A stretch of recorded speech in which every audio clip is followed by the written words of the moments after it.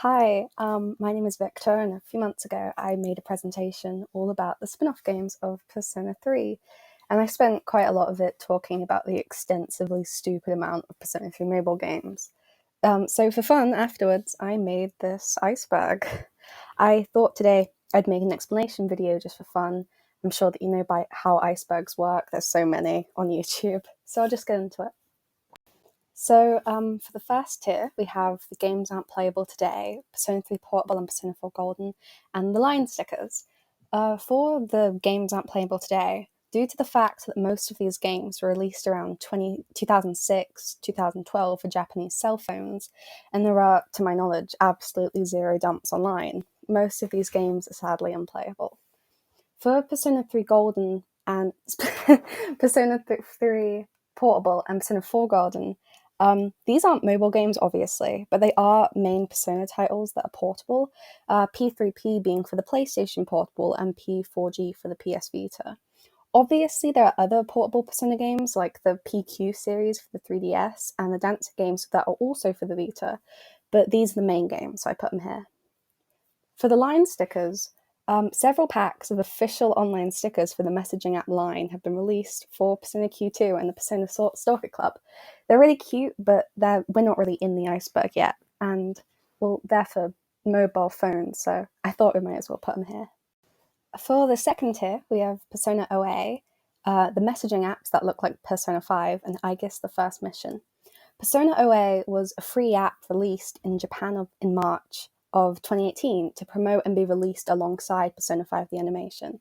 Although sadly it ended service in August of 2019, there are many features to the app, including a calendar, a Mementos exploration minigame where users could collect these Persona points, which could be used to summon Personas and download exclusive wallpapers, and even character interactions that were written exclusively for the app. However, it's also been found that there was an unused QR code mechanic in Persona 5 Royal, where the player could find codes around town using the third eye ability and scan them into the game to gain new personas. This feature was presumably removed due to the closure of the app in August, a few months before Royal released in October 2019. For messaging apps that look like P5, obviously due to the cool interface of Persona 5, there have been many calls to make a messaging app that look just like the one in-game, and some have been made, some fake, and some not. One of note was a fully functional app made by Alfred Bulbasaur on Twitter and released on the Google Play Store in 2018 that had features like MMS support, multiple themes, and custom avatars. Sadly, it was taken down in March of 2019, but APKs are still available online. And also, there's I Guess the First Mission. It's arguably one of the most well-known and popular Persona 3 mobile games.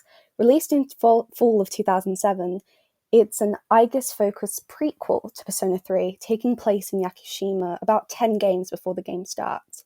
It features new characters as well as returning ones, most notably Yukari's father and a young Mitsuru.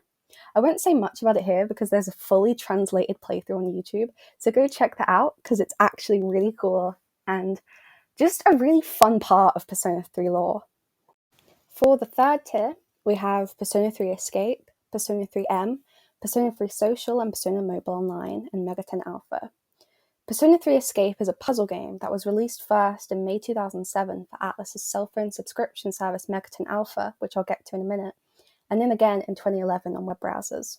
It follows the third full moon event of Persona 3, and the plot goes that Yukari and the protagonist are using their personas to solve puzzles to escape from each room, gaining more as the game goes on, a typical puzzle game.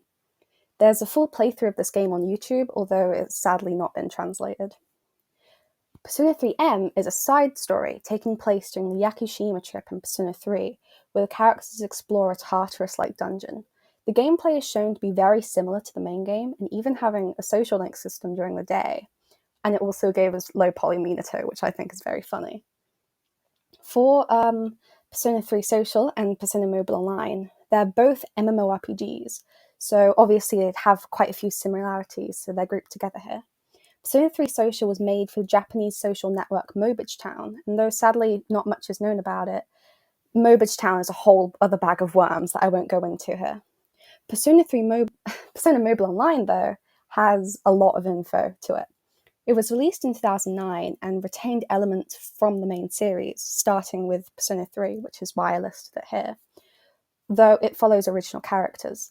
It's most notable, however, for its use of an online social link system, here changed to Arcana points, where you can gain points from teaming up with other people of the same Arcana as you, and then use these points to level up personas in the Velvet Room. And finally, Mega 10 Alpha. Please give me a moment to go on a mini detour to talk about Mega 10 Alpha because I think it's really cool.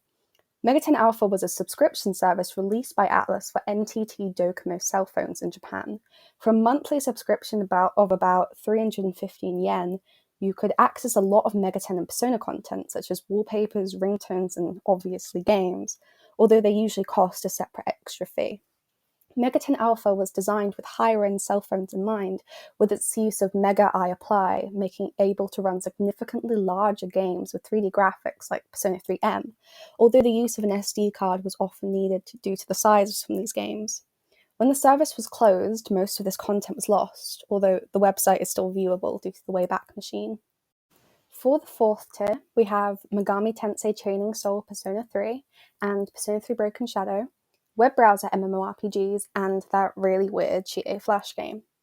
For Megami Tensei Training Soul Persona 3 and Persona 3 Broken Shadow, I'll be quick because there isn't much known about these two games.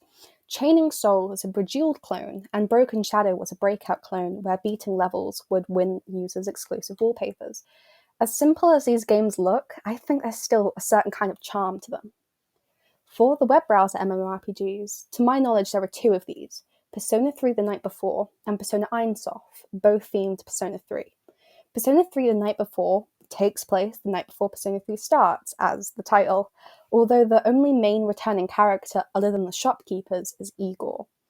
Derivative of the time mechanics from Persona 3, where the player ventures up into Tartarus each in-game night, each action will take up time, as the player is only allowed 1 hour per night.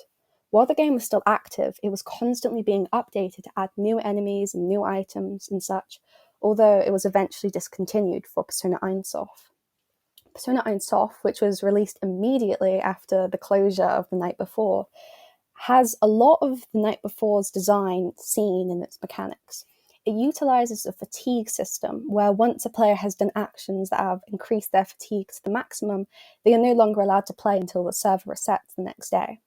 Persona 3 The Night Before was released in June 2006 and closed in February 2008, and Persona Einsof was released the day after The Night Before closed in February 2008 and then closed itself in June 2010.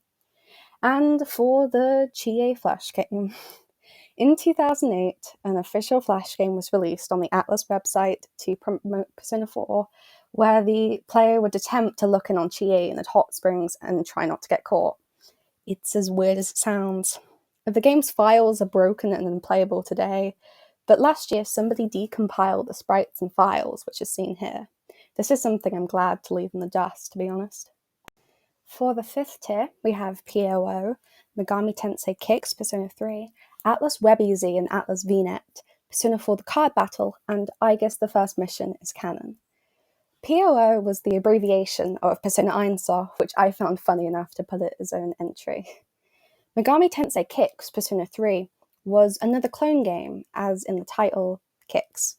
There's really not anything else to say about it. Atlus WebEZ and Atlus VNet were the sister subscription services to Mega 10 Alpha, although with less content and processing power. WebEZ was for AU cell phones and VNet for Vodafone cell phones. Persona 4 The Card Battle is something I can speak more about. Despite the speed at which Atlus milked Persona 4, to my knowledge there is only one mobile game, which is this, The Card Battle. Released first for the Japanese social network GRI and in Android devices in 2012, it was an online trading card game where you could fight battles, trade with friends, and even buy cards with real money. There were even supposedly promotional events in-game to promote other content, such as Persona 3 the movie. And for, I guess, the first mission being canon, to be honest, it probably is. I have no idea why I put this so low on the list. For the fifth tier, we have the Personality Quiz, Yamori High School, The Nightmare Hour, Banned Users on Persona Mobile Online, and Arc Personas. For the Personality Quiz, In Persona 3 the night before, the way players receive their personas is that they're decided by a personality quiz at the start of the game and evolve much like Pokemon over time. It sounds funny and ominous, which is probably why I put it so low, and is also kind of the theme of this whole tier. Yamori High School is the high school that was featured in Persona Mobile Online. Its uniform and main character reminds me especially of Shinkan Zanto from Persona of Trinity Soul, which is weird. And the Nightmare Hour is the mechanic used in Persona 3M, where instead of occurring naturally like the Dark Hour, the characters would go to sleep and wake up to explore Persona 3M's dungeon. And banned users in Persona Mobile Online was due to the addition of a chat feature in this game. Players could get banned for being too annoying. It's a feature expected of most things with chat features, but it sounded ominous, so I gave it its own spot down here. I really wonder who got banned on this game. It seems so silly.